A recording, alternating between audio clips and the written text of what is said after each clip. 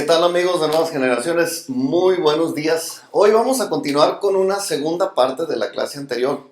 Estuve revisando los temas que necesitamos ver y por lo que veo va a ser una serie donde estaremos viendo varios puntos relacionados con la guerra espiritual. Entonces vamos hoy a Israelitas Espirituales, la segunda parte, y hoy vamos a ver un tema al que le puse la guerra cósmica. Ahorita van a entender por qué. Pero veíamos la clase anterior, las penalidades a las que se somete un soldado de Jesucristo. Cosas que no dice la Biblia, pero no lo dice de manera específica, pero se entiende, pues que un soldado vive diariamente sometido a un entrenamiento muy riguroso y a una disciplina pesada. Sin embargo, ese no es el objetivo que se busca de un soldado.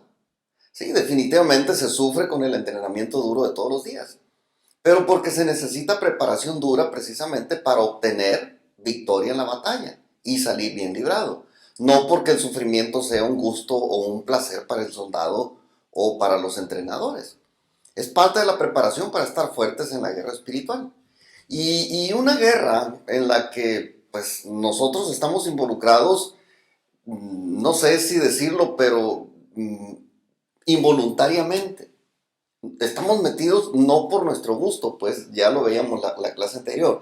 Y hoy quiero hablar con calma de cómo inició esta guerra celestial y terrenal al mismo tiempo, pues a la que le puse guerra cósmica. Pero antes voy a definir el concepto de lo que es la guerra espiritual, solamente para entender mejor de qué se trata este asunto y a qué nos estamos enfrentando. No hay una definición única acerca de la guerra, pero voy a exponer las más sencillas y voy a comenzar hablando de la guerra de manera sencilla. Uno de los diccionarios que consulté en internet dice, la guerra es el rompimiento de paz entre dos o más potencias. Así de sencillo. Esa es la primera. Ahora, un filósofo de la guerra de apellido Clausewitz dijo, la guerra es la continuación de la política por otros medios. La guerra es, por tanto, el medio violento, la última razón que esgrime un país para imponer su voluntad.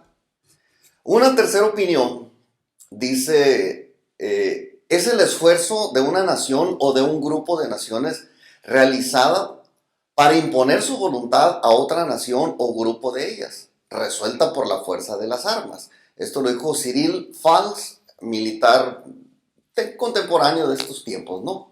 Una cuarta opinión es una de un amigo, bueno, esta me la facilitó un amigo que es mayor retirado del ejército mexicano. Y dice, es el uso de la fuerza armada de un país o grupo de países contra otro más débil o en condiciones desventajosas, como único medio de dirimir diferencias existentes entre ellas. Esto está en el manual de operaciones de campaña del ejército mexicano, como les decía. Entonces, con la ayuda de estas opiniones, podemos darnos idea entonces de qué es la guerra. La guerra es un medio violento para resolver diferencias entre dos bandos.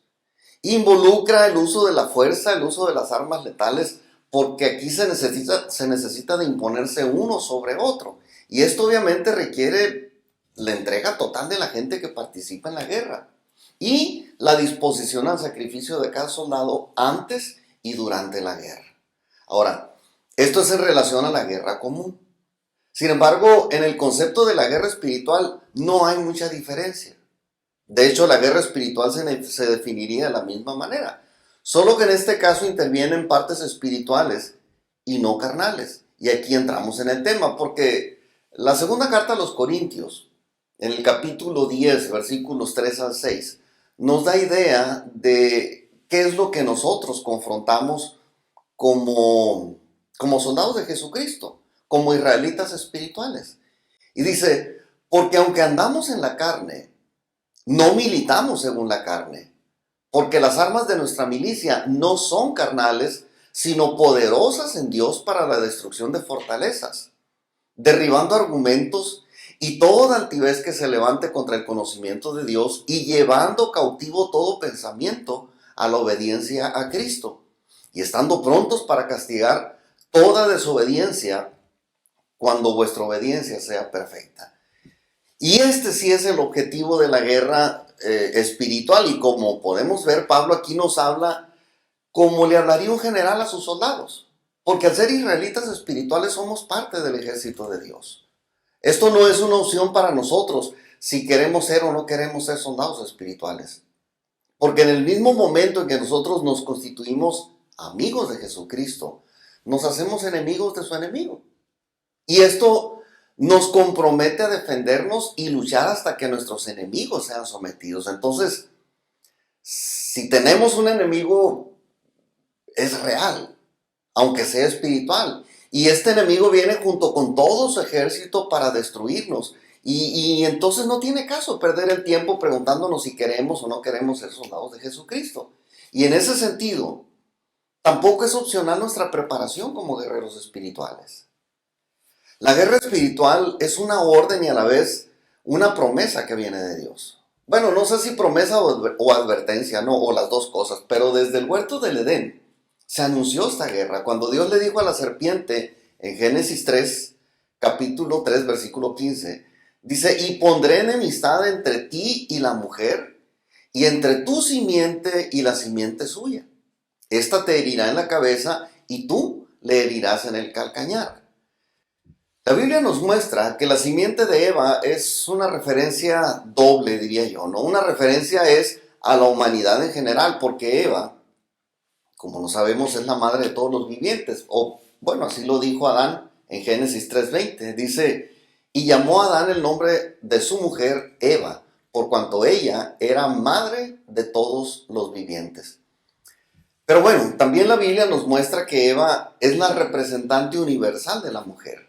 Y más específicamente, la que habría de engendrar un hijo sin la intervención del hombre. En ese sentido, Jesucristo es la simiente de Eva. Esto lo dijo Isaías y lo confirmó Mateo cuando habló del nacimiento de Jesús. En Isaías 7:14 dice, por tanto, el Señor mismo os dará señal. He aquí que la Virgen concebirá y dará a luz un hijo y llamará su nombre Emmanuel. Y esto mismo lo confirma, lo decía Mateo. Le agrega o le añade nada más la traducción de lo que significa Emmanuel. Pero dice, he aquí una virgen concebirá y dará a luz un hijo y llamará su nombre Emmanuel, que traducido es Dios con nosotros. Y aquí el valor real de la virginidad de la mujer, cuando se refiere a que la virgen habría de concebir, no es un asunto meramente moral.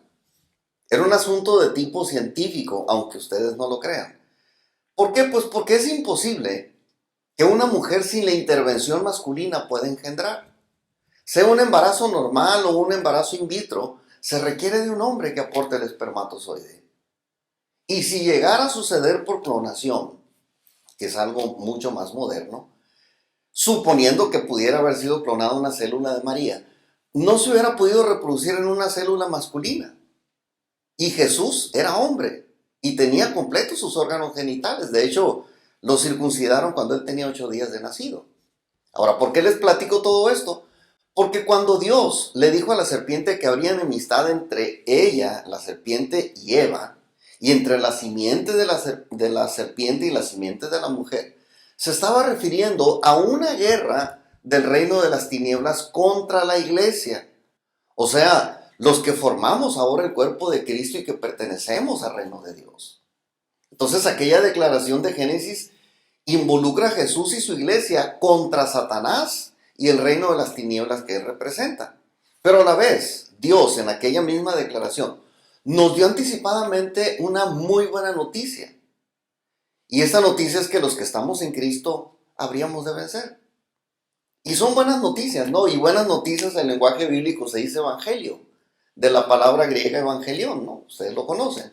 Ahora, la victoria en la guerra espiritual es parte del evangelio de Jesucristo. Pero esa fue una buena noticia anticipada que Dios nos dio a los que estamos ahora en Cristo.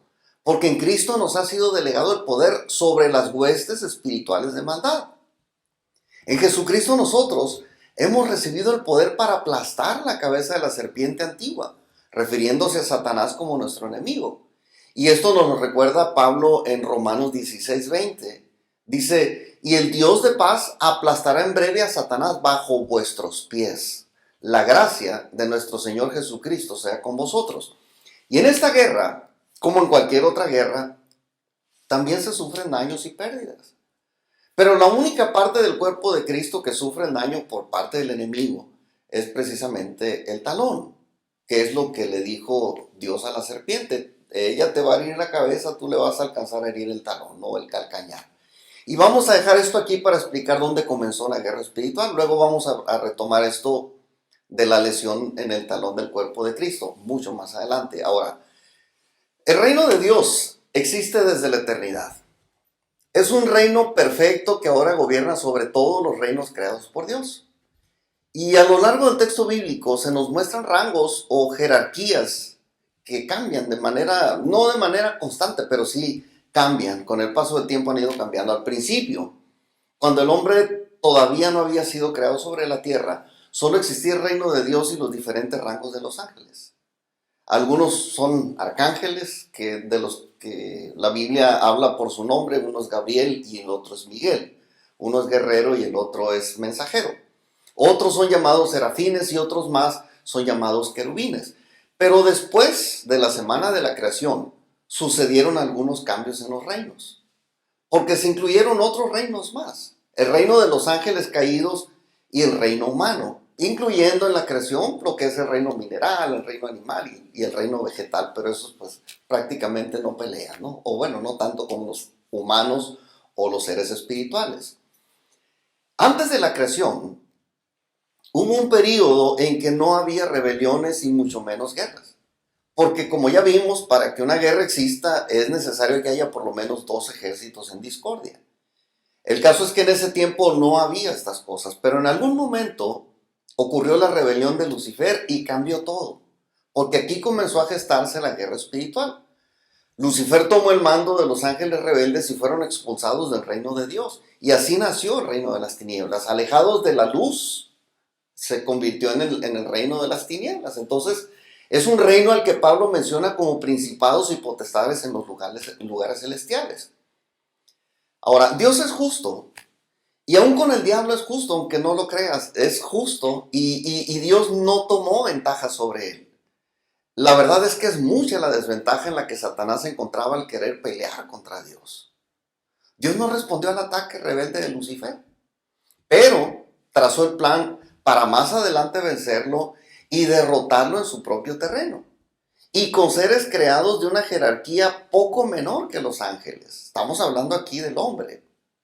Por supuesto, el hombre nuevo, no cualquier hombre, pues el hombre renovado en Cristo Jesús. Pero a partir de entonces, el reino angelical quedó dividido.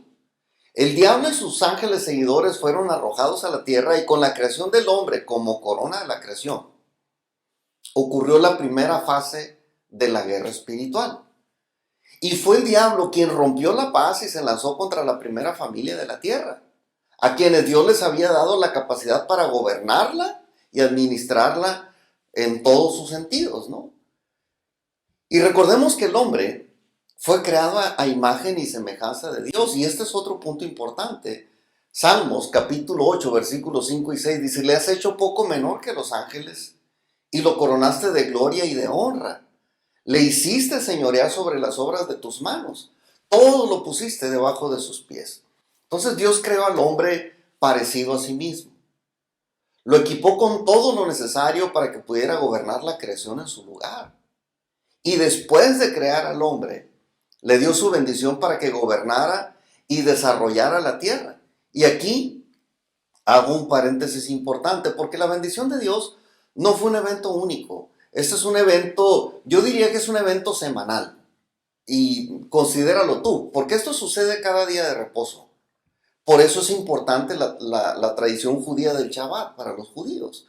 Porque Dios, como Adán y Eva, bendice a su gente cuando aparta ese día para Él. Y nos bendice para que nosotros seamos un canal de sus bendiciones para la tierra. Es Dios el que bendice la tierra, pero la bendice a través de aquellos que recibimos su bendición en el día de reposo. Entonces, como lo decía, Dios con Adán y Eva pobló la tierra, y en la manera de administrar la creación, según las reglas de Dios, está la clave precisamente para que la tierra y toda la creación produzca su riqueza para nosotros. Génesis capítulo 1, versículos 26 al 28 dice: entonces dijo Dios, hagamos al hombre a nuestra imagen, conforme a nuestra semejanza, y señoré en los peces del mar, en las aves de los cielos, en las bestias, en toda la tierra y en todo animal que se arrastra sobre la tierra. Y creó Dios al hombre a su imagen, a imagen de Dios lo creó, varón y hembra los creó.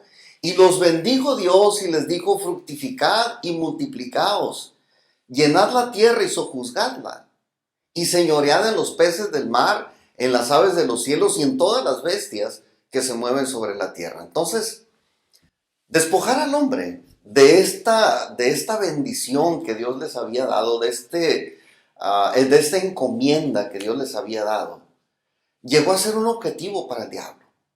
Porque al despojarlo y derrotarlo, él estaría atentando directamente contra Dios mismo. Porque el ataque de Satanás contra la raza humana realmente fue una guerra contra Dios. Con la fuerza de sus engaños nos despojó de nuestra posesión de autoridad sobre la tierra. Pero los objetivos del diablo en esta guerra han estado centrados siempre en el hombre. Porque él sabe que a Dios no le puede hacer nada. Y a través de esta guerra ha despojado, ha matado y ha destruido a la humanidad. Por supuesto que en aquel entonces el hombre no tenía la autoridad para detenerlo. Ni Adán, ni Eva, ni ningún otro ser humano natural pudo resistir los ataques de Satanás. Y así, por mucho tiempo se mantuvo, pues, como un vencedor sobre la humanidad. Por eso, el ser humano en su naturaleza caída es la fuente de su propia desgracia, de su propia pobreza. Pero en la regeneración que recibimos por la salvación en Cristo, nos convertimos de regreso a la fuente de la riqueza. Porque inicialmente fuimos creados para producir más de lo que consumimos y para administrar la producción como representantes de Dios sobre la tierra. Y no es una locura lo que estoy diciendo, realmente hacer producir la tierra y gobernar es parte de lo mismo. Apocalipsis 5, versículo 10 nos dice: y nos has hecho para nuestro Dios reyes y sacerdotes y reinaremos sobre la tierra. Entonces, esto es una realidad. Y la verdad es que en el contexto bíblico somos muchas cosas, no solamente somos reyes y sacerdotes, la verdad es que somos administradores de su casa o mayordomos, somos colaboradores de su reino y, como lo estamos viendo ahora, también somos soldados de su ejército. Y aquí entramos en la segunda fase de la guerra espiritual, porque Jesucristo, habiendo nacido como la simiente de la mujer, sin la carga genética de ningún hombre sino del Espíritu Santo, dejó su lugar celestial temporalmente para nacer sobre la tierra y rescatar a la humanidad. Es decir, Dios mismo se despojó de sus privilegios divinos y se hizo hombre. Porque sólo así podía rescatar a la humanidad y sólo así podía regresarle la dignidad y autoridad que con engaños nos había sido quitada. Y Jesucristo vino advirtiendo del diablo, diciendo: el ladrón no viene sino para hurtar, matar y destruir. Yo he venido para que tengan vida y para que la tengan en abundancia. Eso está en Juan capítulo 10, versículo 10.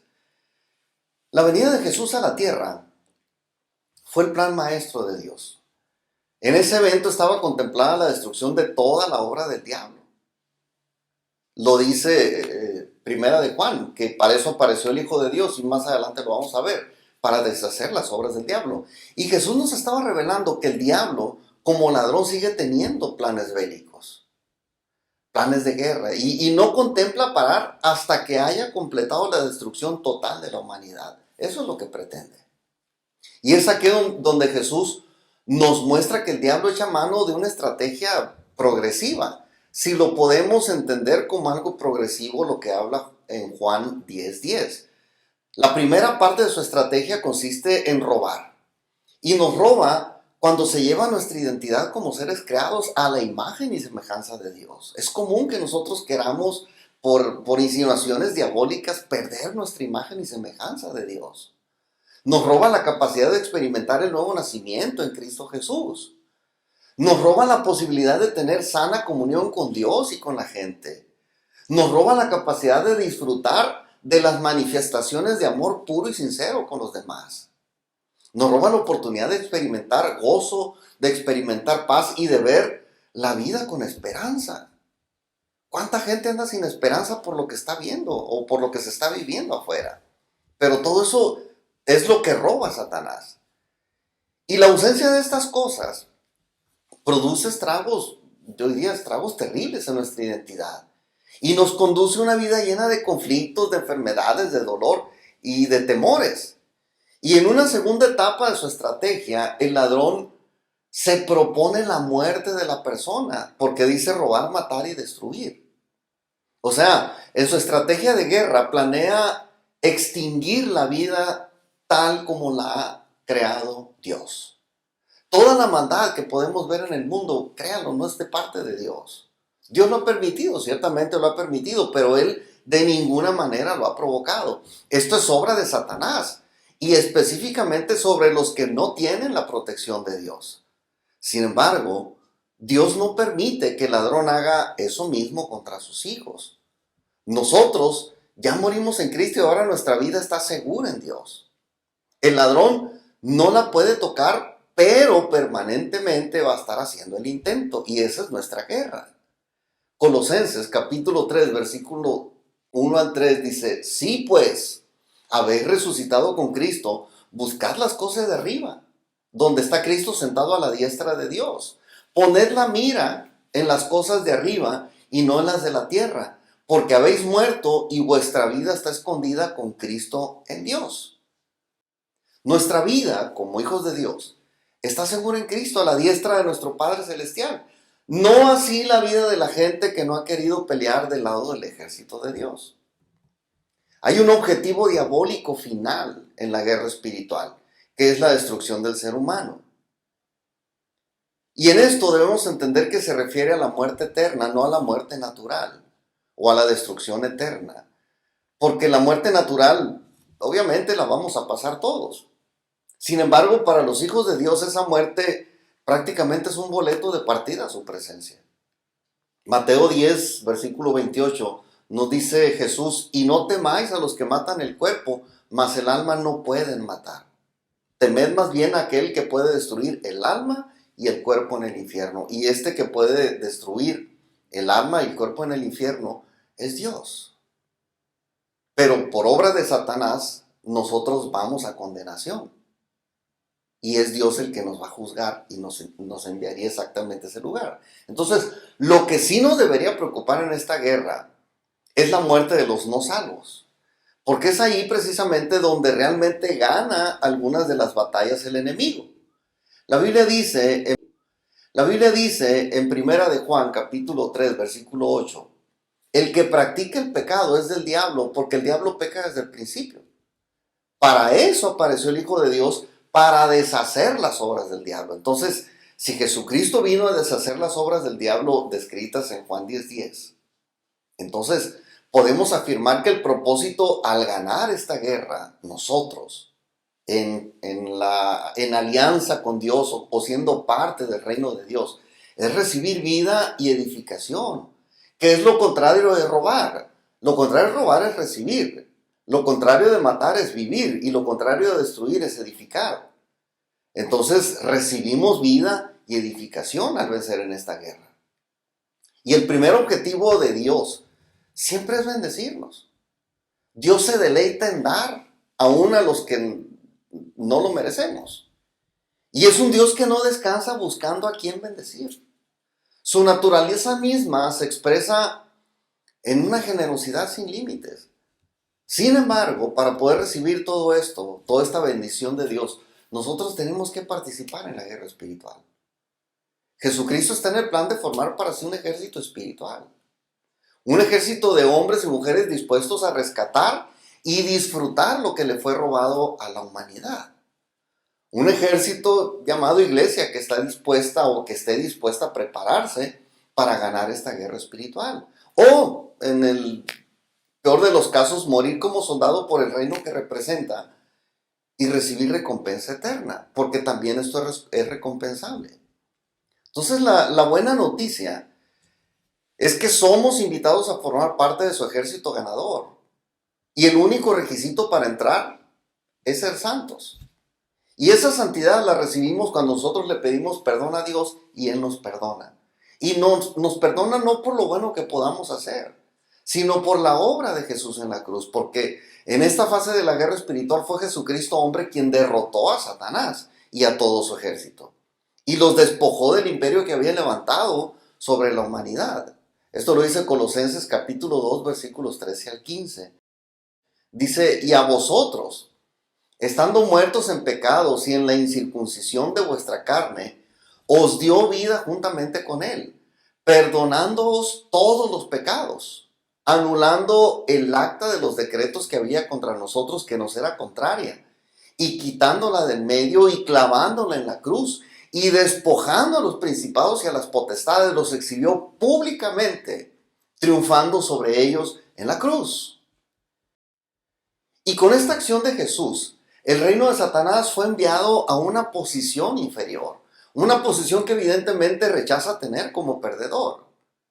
Ahora, en este tiempo cualquier soldado de Jesucristo tiene el respaldo de Dios para vencer contra el reino de las tinieblas, o por lo menos para no dejarse vencer por el reino de las tinieblas. Y Dios te extiende a ti la invitación a ser un miembro más del ejército ganador, el de los israelitas espirituales, el de los soldados de Jesucristo. Y yo te aseguro que desde aquí estaremos orando para que tú aceptes su invitación y entonces obtengas la bendición de Dios de participar en su ejército y que Dios te bendiga. Nos vemos hasta la próxima.